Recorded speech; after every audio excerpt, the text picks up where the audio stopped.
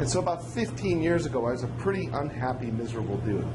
And I didn't know what the source of my unhappiness was. It was just kind of a general malaise of unhappiness. And so I would have days where I'd wake up, and then it wasn't depression because I had enough fight in me to try to overcome it and kind of handle it myself. But I had an experience of not feeling good on a daily basis, and I didn't know why I didn't feel good. Because I had graduated from law school, I was developing real estate, I lived in a $3.5 million house down 2 blocks from Celine Dion in this beautiful community called Lake Las Vegas.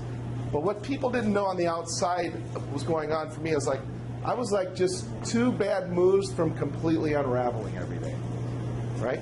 So I didn't know what the source of that was, but I knew that I didn't feel good. And the intensity of that suffering got to the point where, you know, I'd be driving sometimes through a neighborhood and I'd see a park, and the heaviness in my chest and the tightness and the mass in my body that my mind was kicking off, I literally pull into this park and lay down and take a nap.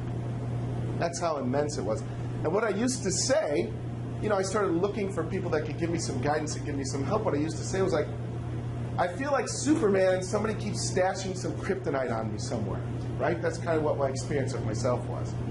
But what I realized was the kryptonite was this thing up here on my shoulders. And so I started this investigation and this inquiry onto like, what's going on with this thinking thing on top of my shoulders, and what's the connection to that thinking thing and how I'm feeling. The culmination of that is this book, okay? So I'm going to say something about this book. This book is, let's see,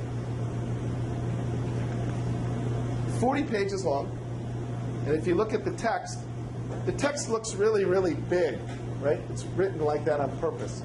And so when you, at first glance, if you open this book, you could think like, oh, it looks like it's remedial reading, right? It looks like a 4th grade level or something. So the original manuscript was close to 200 pages, but the original manuscript had a bunch of my philosophical interests and offshoots and getting lost on things that weren't really relevant. I wanted to get the book on like actually how the law of attraction works, such that if I didn't know anybody and they got a hold of this book, they could get it from understanding this book. That's what I really wanted to get. And what made my books so unique from other people that are teaching or writing about the law of attraction is, the biggest discovery that I've made this lifetime is that it all happens here in the feeling. It all happens in the feeling. And we're kind of conditioned in this culture to think. So this book, if you were to take this book and say, if this book was to say what was the most important thing in the law of attraction that you learned or that you could use to apply to it, it's this concept of lining your thoughts and your feelings.